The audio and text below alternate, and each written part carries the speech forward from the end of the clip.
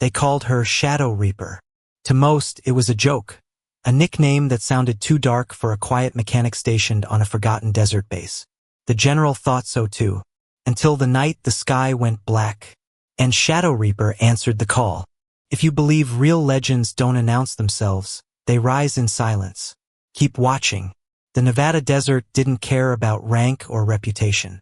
By mid-morning, the heat was already clawing at the earth, turning the horizon into a trembling blur where the sky and sand melted together. The airbase sat there like a forgotten scar.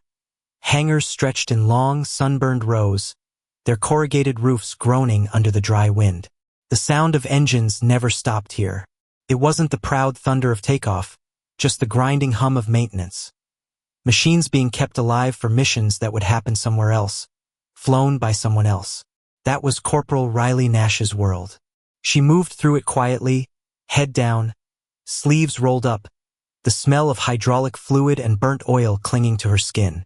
She didn't talk much, never had. The others filled the hangars with noise, music, jokes, arguments about football and promotions. She filled it with silence. Her hands knew the rhythm of torque wrenches and calibration clicks the way musicians knew notes. She didn't need to think about it anymore.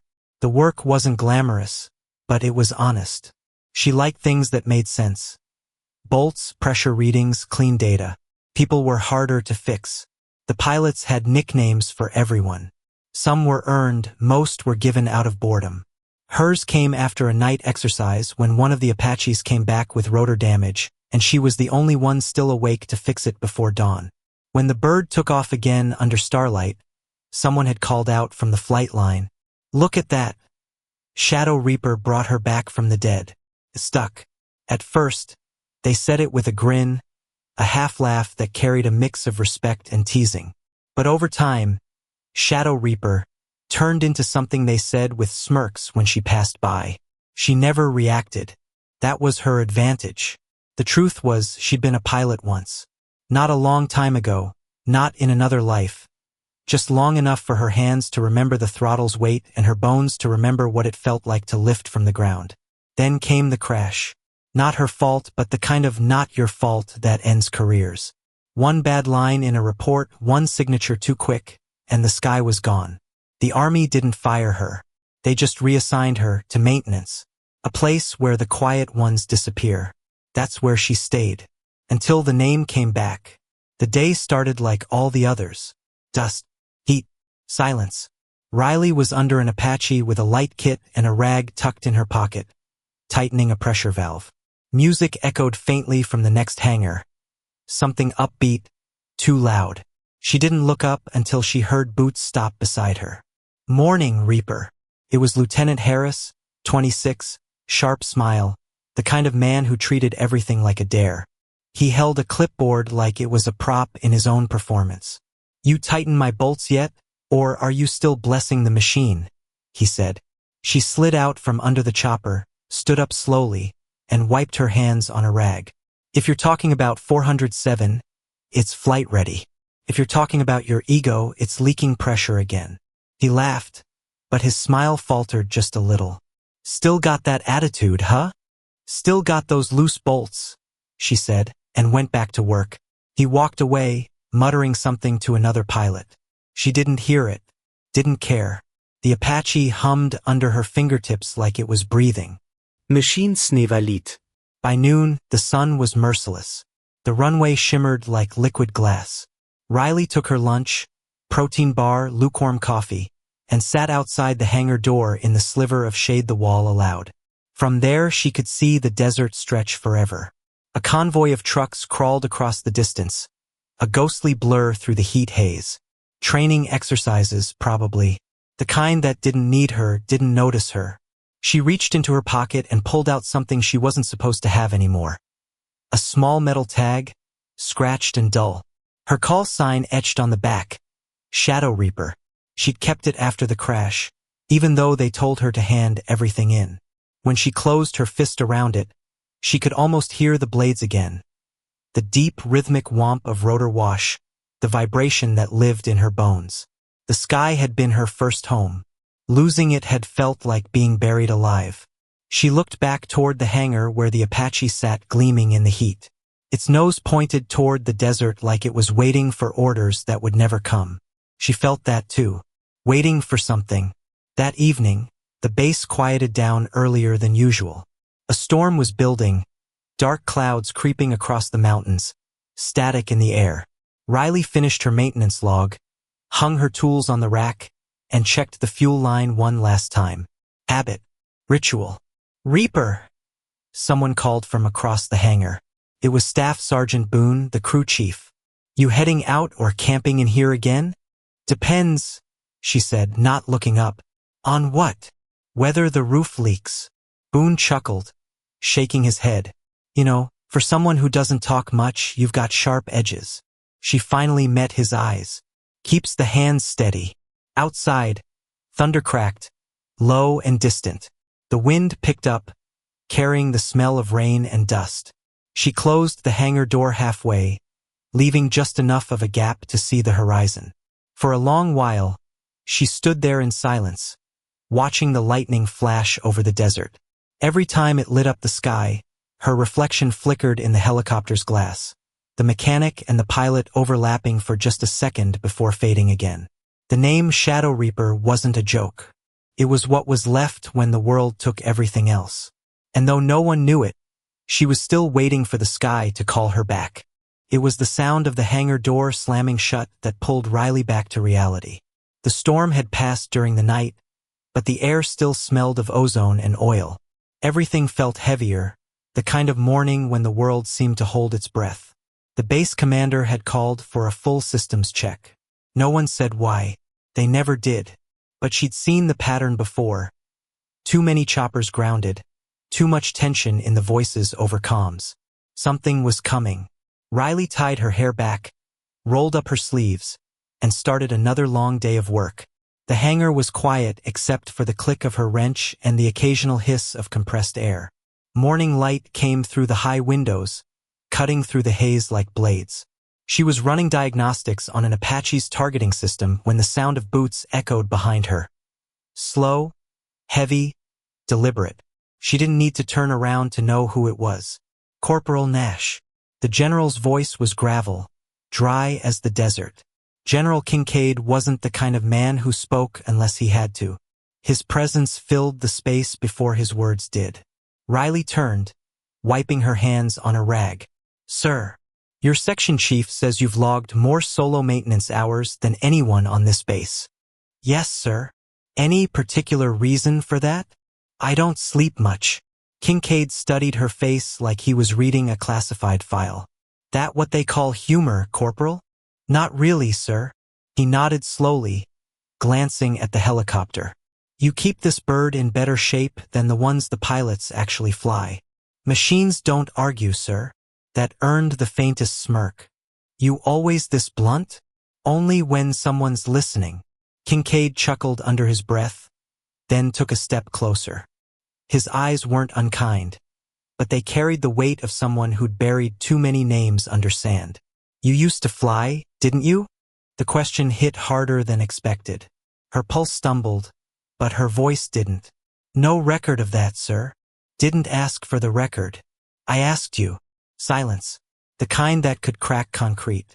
Finally, she said, Not anymore. He looked at her for another long moment, then simply said, That's a shame, before walking away. She watched him go, the sound of his boots fading into the hum of distant engines. For a long while after he left, she just stood there, hands frozen above the open panel, staring at her reflection in the metal. The thing about ghosts is they only haunt the living parts you try to hide. Later that afternoon, she was alone again. The hangar had emptied for a briefing. She stayed behind, claiming she had reports to finish. When she was sure no one would come back, she walked to the far corner where the storage crates sat stacked like tombstones. One of them bore a faded label, Flight Systems, Restricted. Her heart tightened. She looked around once, then pried the lid open. Inside was a collection of old flight data modules, black boxes stripped and tagged for disposal. She picked one up and turned it over in her hand. The serial number was familiar. Too familiar. Unit 47A, Reaper 1. Her old bird. The one that went down. The air seemed to vanish from the hangar. She could still remember that night. The controls fighting her, alarms blaring, fire crawling up the fuselage, the co-pilot screaming her name. Then silence. They said it was a systems failure. They said it wasn't her fault. But they never told her why she wasn't cleared to fly again. She connected the module to a diagnostics console. The screen flickered to life, green text crawling across black. The data log was incomplete, fragmented. But there, buried between error codes, was something she'd never seen before. Override engaged, pilot control lockout. Her stomach dropped. She leaned closer. Control lockout? That shouldn't exist. Not on that model. She rewound the recording. Same message. Same timestamp. Seconds before the crash. Someone had overridden her controls remotely. It wasn't a malfunction. It was sabotage. Riley's hands trembled on the console. For years she'd accepted the silence, accepted the punishment. But now someone had taken her wings on purpose. The hangar lights flickered, pulling her back to the present. Someone was standing at the doorway. Reaper. It was Boone, the crew chief. He looked tired, eyes rimmed red. You okay? You look like you just saw a ghost. Riley unplugged the module and slid it into her jacket pocket. I'm fine. Just tired. Boone nodded, but his eyes lingered on her face. You sure? You've been off since the storm. Just trying to keep busy. He sighed. Yeah, well, stay close tonight. Command's nervous. We picked up chatter about a possible breach drill. Drill? She asked. He shrugged. That's what they're calling it. Doesn't feel like one. Then he left, leaving her alone with the hum of the lights and the ghost of truth whispering through the wires. That night, she didn't go back to her quarters. She stayed in the hangar, sitting on the floor beside the Apache, watching the shadows crawl across the walls. The desert wind moaned outside, rattling the sheet metal like distant thunder. She pulled out the flight module again, holding it under the dim light. Her reflection stared back at her from the black casing, calm, unreadable, but something new burning behind the eyes. If someone thought burying her would erase what happened, they didn't bury her deep enough.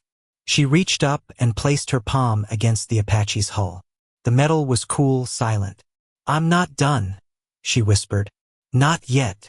Outside, lightning flashed far over the desert. The brief white light filled the hangar, and for a moment, it looked like the helicopter was alive again. Blades frozen mid-motion, waiting for her. The first explosion came at 2:17. It split the night open like the desert itself had screamed. Riley was asleep in the corner of the hangar, head resting on a folded jacket. The shockwave threw her awake. The second blast came closer. Metal shrieked, the floor trembled, and a cascade of bolts clattered from a shelf. The base alarms started screaming a half-second later. Incoming fire. Incoming fire. She didn't need the announcement. The air was already vibrating with the low, rhythmic thud of distant artillery. Riley was on her feet before thought could catch up. Through the open hangar door, she saw orange plumes blooming across the far runway. One of the fuel trucks had gone up, flames licking the sky, black smoke twisting like serpents. Boots thundered outside. Shouts blurred together, orders, names, panic. Radios barked but returned only static. Then, over the noise, came a sound she knew by heart. The faint whine of engines dying one by one. She sprinted toward the nearest aircraft bay. 2 Apaches sat in the dark. One stripped down for parts, the other prepped for inspection. The ready one wasn't really ready. Nothing ever was, not on this base. She climbed the ladder into the cockpit and flicked the master power. The console blinked alive, coughing static and warnings. Fuel at 41%. Hydraulics at 60%. Weapons offline. Not good. She jumped back down and yanked open a maintenance panel, reaching for the manual fuel cutoff. Her hands moved without thinking. Fast, precise. The old rhythm finding her again. Somewhere outside, a voice cut through the chaos. Any Apache pilots here? The question hit like lightning. It echoed through the hangar, bouncing off metal and memory. Silence. Then another explosion. Riley froze for just a second, then moved. She found her helmet in a locker, half covered in dust. The visor still had a crack across it from years ago. She didn't care. As she pulled it on, her reflection in the glass stared back. A ghost she almost didn't recognize. She climbed into the cockpit again. The seat creaked under her weight. The controls felt heavier than she remembered, but familiar, like shaking hands with an old friend you'd buried. She flipped the switches in sequence. The Apache woke slowly, coughing, whining, then roaring as the turbine caught. The rotor blades began to turn, slow, steady, building speed. Dust and smoke swirled around her, backlit by fire. Outside, soldiers stopped running. Some stared. Some shielded their eyes. "Who the hell is that?" Boone's voice over the comms. "Reaper? Is that you?" She didn't answer. She couldn't. Her hands were too busy flying. The cockpit filled with vibration. Every alarm she'd ever known screamed for attention, but she filtered them out. Old instincts took over. She ran the pre-flight checklist in her head. Fast. The general's voice from years ago came back uninvited.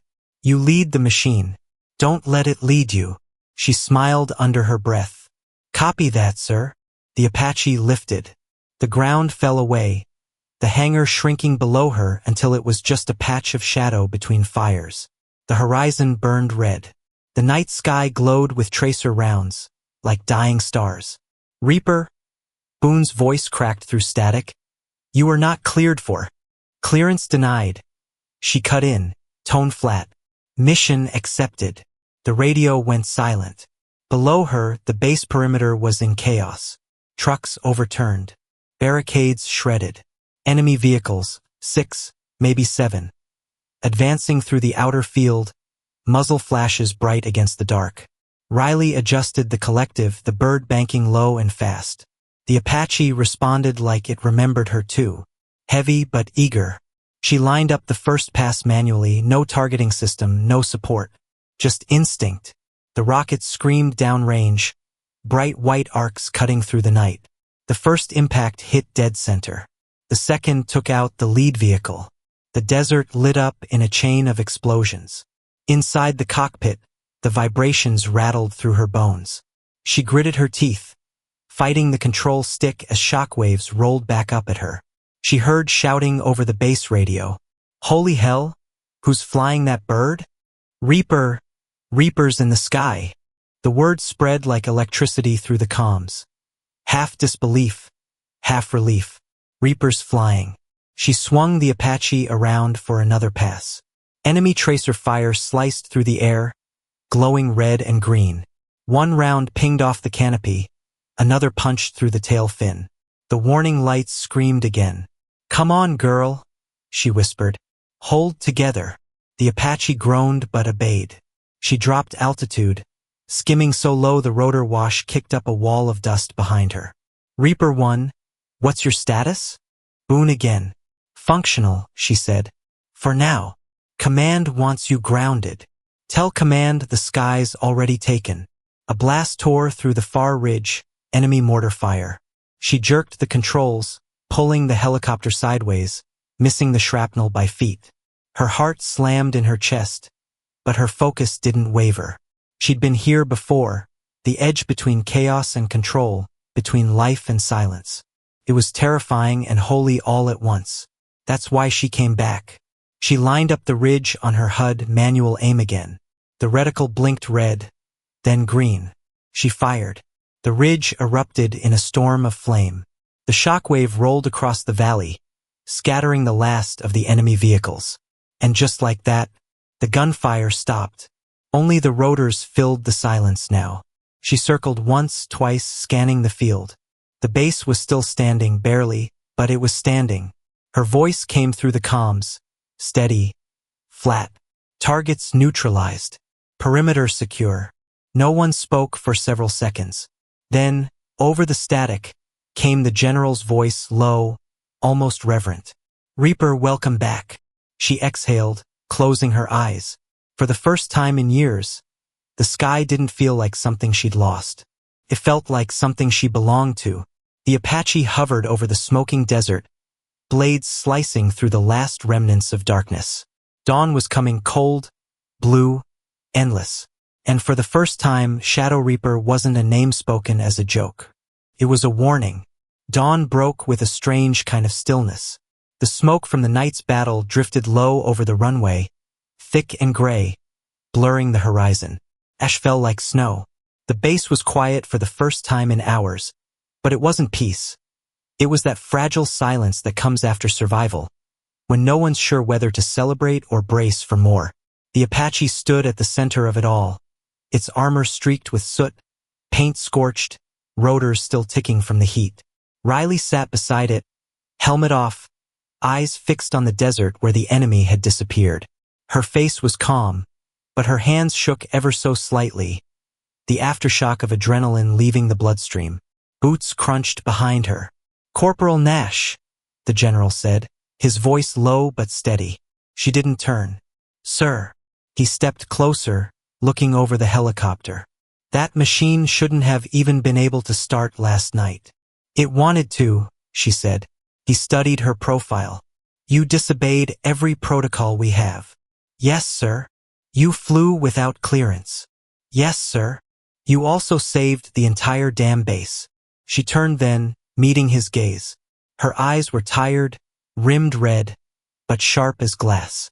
"With respect, sir, I wasn't doing it for the base." Kincaid raised a brow.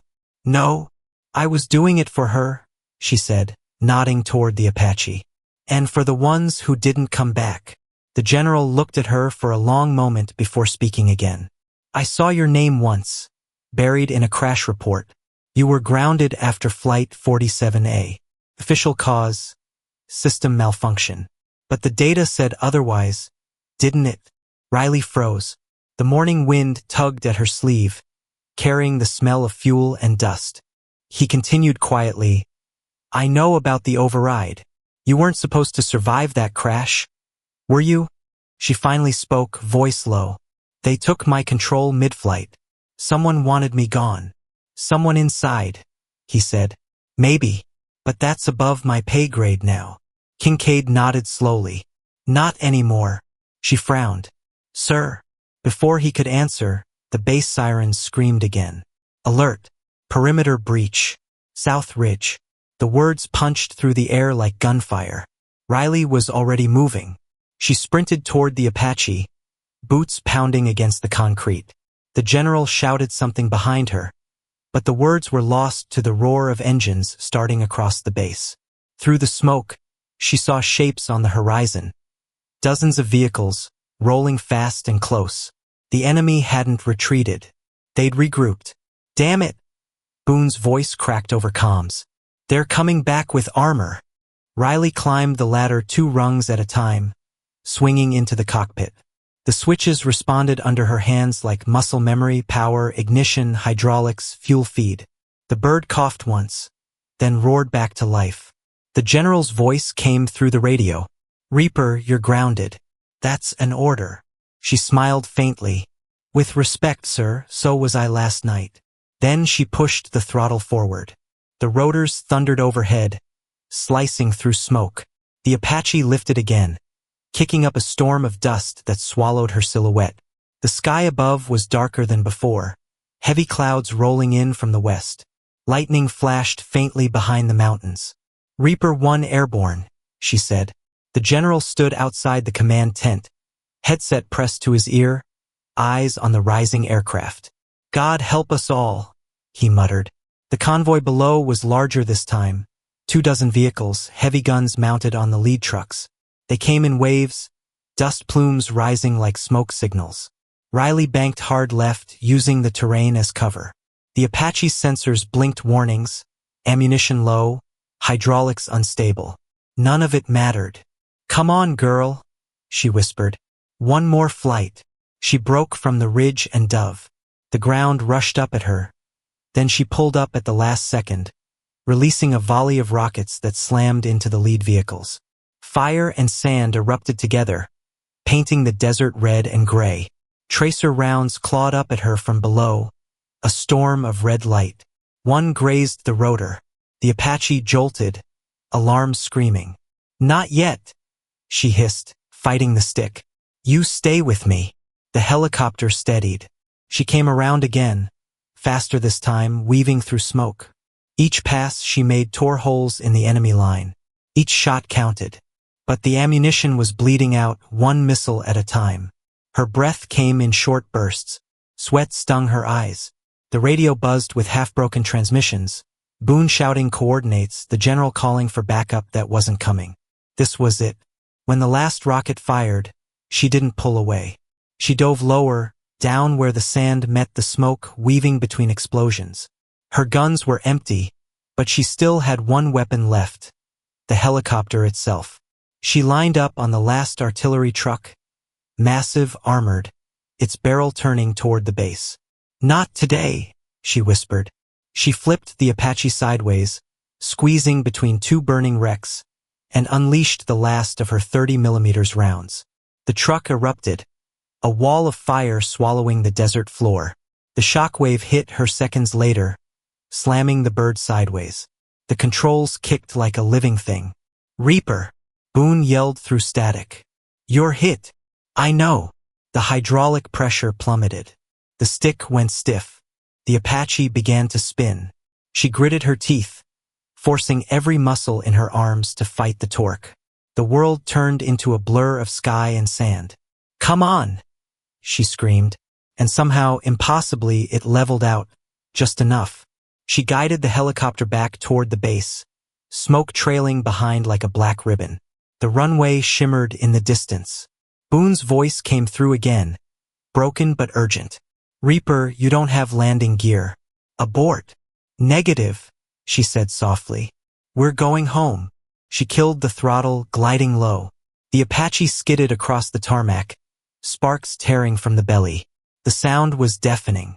The machine groaned, metal screaming against metal until finally, it stopped. The silence afterward was unbearable. The general was already running toward the wreck, dust rising around his boots. He reached the cockpit as Riley pushed the canopy open. Her hands were shaking, her face streaked with soot, but she was alive. She climbed down one step at a time. The soldiers gathered around her, wide-eyed, speechless. Kincaid took a slow breath. "You disobeyed me again." Riley nodded. "Would you rather I hadn't?" He laughed once, low and raw. "Fair point." He looked at her, really looked, and said, "Now I understand why they called you Shadow Reaper." Riley met his gaze, voice barely above a whisper. "It wasn't a call sign, sir. It was a promise." The storm finally broke overhead. Rain began to fall, hissing against the cooling metal of the Apache. The fire on the ridge faded under the downpour, smoke twisting into the clouds. The base was still standing. The people were alive, and the sky, for the first time, felt hers again.